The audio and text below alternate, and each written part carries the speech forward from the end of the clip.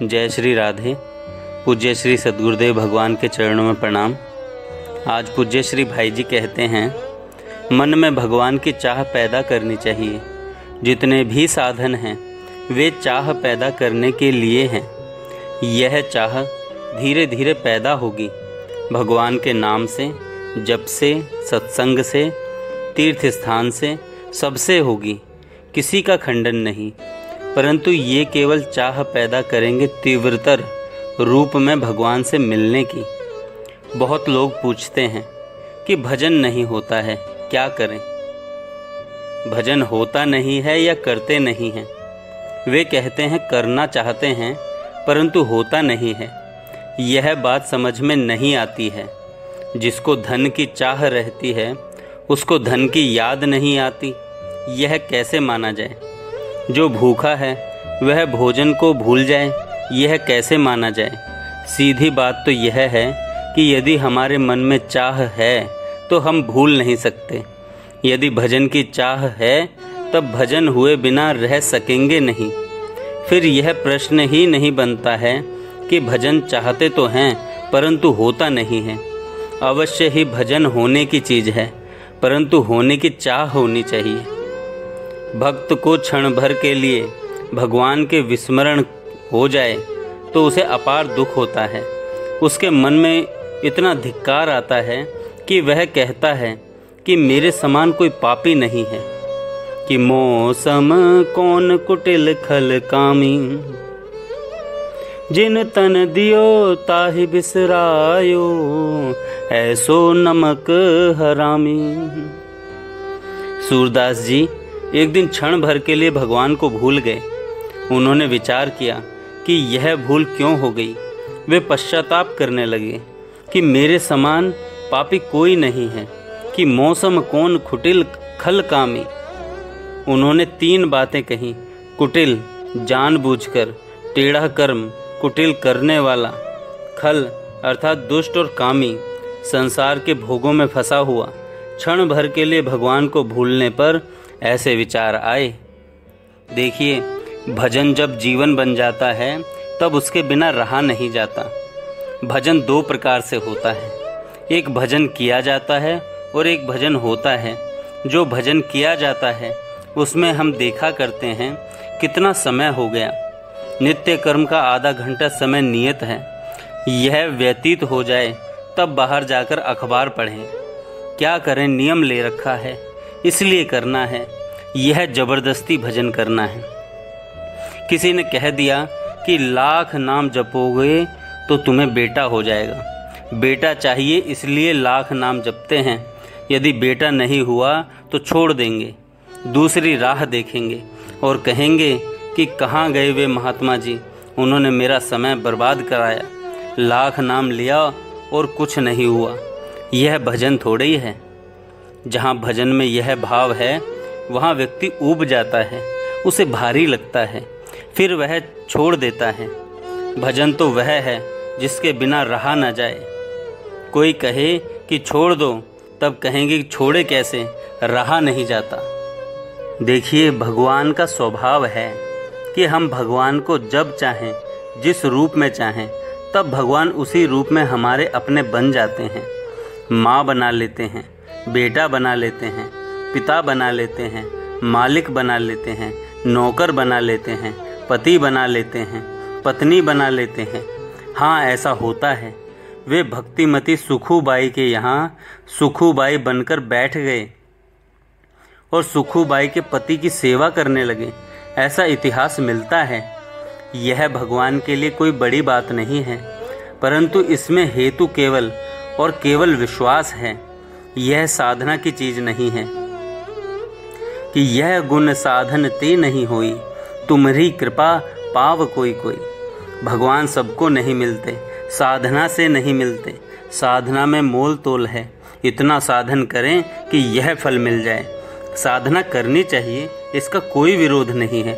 खूब साधना करें, लेकिन हम किसी साधना के बल पर भगवान के प्रेम को या भगवान को प्राप्त कर लेंगे, यह भाव अच्छा नहीं है।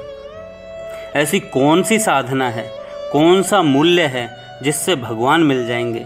तीनों लोकों की सारी तपस्या इकट्ठी कर लें, तब क्या उसके बदले में भगवान मिल जाएंगे?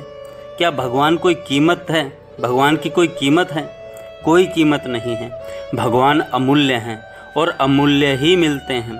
अमूल्य के दो अर्थ हैं, जिसके मूल्य का कोई ठिकाना नहीं और जिसका कोई मूल्य ही नहीं। मूल्य से भगवान नहीं मिलते। वे इतने बहुमूल्य हैं कि उनका मूल्य कौन चुकावे। उनके मूल्य का कोई पता नहीं। उनके लिए मूल्य क्या है? मूल्य है, भगवान का मूल्य है चाह। भगवान को प्राप्त करना चाहते हो तो भगवान को प्राप्त करने की हृदय में चाह पैदा करें। वह चाह आग बन जाए।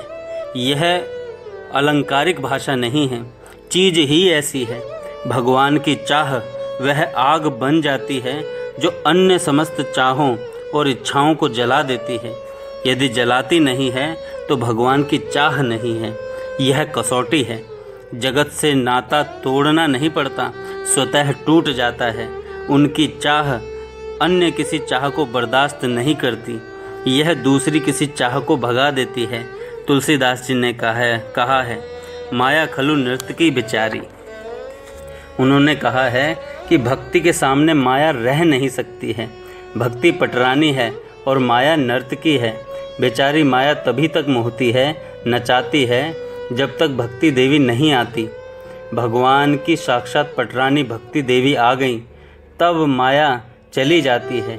सीधी बात ब्रह्मा जी ने कही है, हे कृष्ण, हे श्याम सुंदर, जब तक तुम्हारे नहीं हो जाते तब तक ही राग द्वेष रूपी चोर पीछे लगे रहते हैं।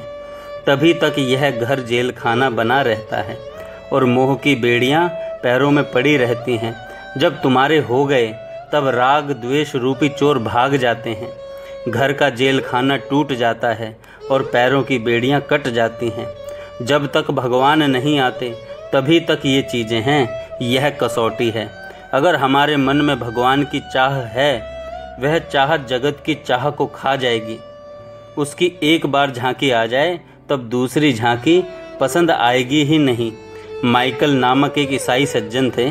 उन्होंने बंगला भाषा में एक ग्रंथ लिखा, ब्रजांगना। उसकी एक लाइन का हिंदी अनुवाद है कि जिसने देखा कभी नयन भर मोहन रूप बिना बाधा, वही जान सकता है क्यों कर कुल कलंकिनी है राधा। भगवान बुद्ध ने देखा, फिर क्या घर में बद्ध रह सके? बुद्ध ने उस रूप को देखा, झांकी आई, फिर राजमहल, नव युवती स्त्री और नन्हे शिशु सिद्धार्थ कुमार को रात में छोड़कर निकल गए। दीदार दिलरुबा का दीवार कहा है, देखा जो उस तरफ तो इस तरफ वो कहाँ है। एक बार जिसको दिलरुबा की झांकी हो गई वह इस तरफ कहाँ रह सकता है? रह ही नहीं सकता। अगर जगत की चाह में मन है तो भगवान की चाह पैदा होगी ही नहीं। यह कसौटी है। भगवान मिले कैसे? भगवान मिले कैसे? हमने चाहा ही कब? हमने भजन किया कब? हमने तो भोगों का भजन किया। हमने भगवान की चाह के साथ साथ भोगों की चाह रखी। यह व्यभिचारी चाह है। यह तो भगवान के नाम पर किसी सुख की चाह है, किसी इंद्रिया विलास की चाह है, किसी भोग की चाह है, किसी कामना की चाह है, किसी स्वर्ग की चाह है, किसी सद्गति की चाह है। तुलसीदास जी कहते हैं, चहु न सुगति सुमति संपत्ति कछु, रिधि सिद्धि विपुल बड़ाई, हेतु रहित अनुराग राम पद, बड़े अनुदिन अधिकाई। उन्होंने कहा कि न सद्गति चाहिए, न संपत्ति चाहिए, न रिद्धि सिद्धि और न ही विपुल बड़ाई चाहिए। हमें तो चाहिए दिनों दिन बढ़ने वाला हेतु रहित भगवान राघवेंद्र के चरण कमलों का अनुराग। यह चाह जब रहेगी तब अन्य सभी चाह मिट जाएगी। यह जितनी चाह है, रिद्धि सिद्धि विपुल बड़ाई और भोगों की, इनकी बात ही क्या। भागवतकार कहते हैं, किसी भगवत प्रेमी का संग क्षण मात्र के लिए मिल जाए, फिर उसके सामने मुक्ति भी कोई वस्तु नहीं है।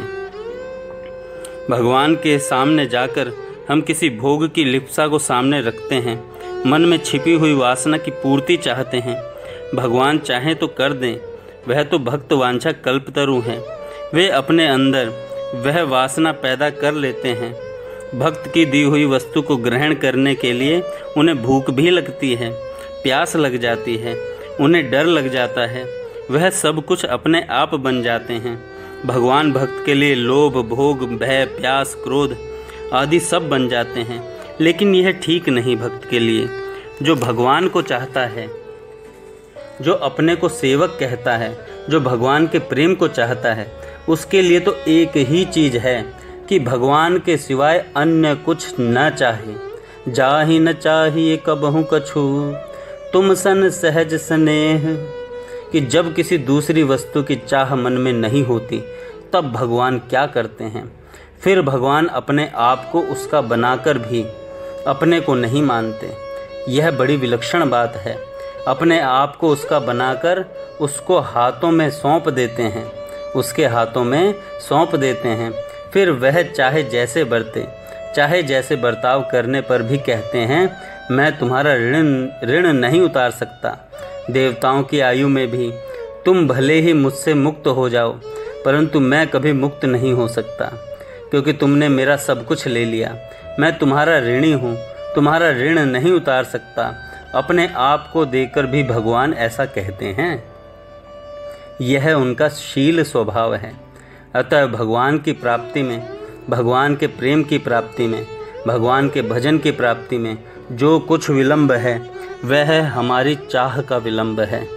हमारे मन में जिस दिन, जिस क्षण भगवान को प्राप्त करने की उत्कट चाह पैदा हो जाएगी, उस समय हम भगवान के बिना नहीं रह सकेंगे और भगवान भी उस समय हमारे बिना नहीं रह सकेंगे। जय श्री राधे। जय श्री राधे। पूज्य श्री सद्गुरुदेव भगवान के चरणों में प्रणाम।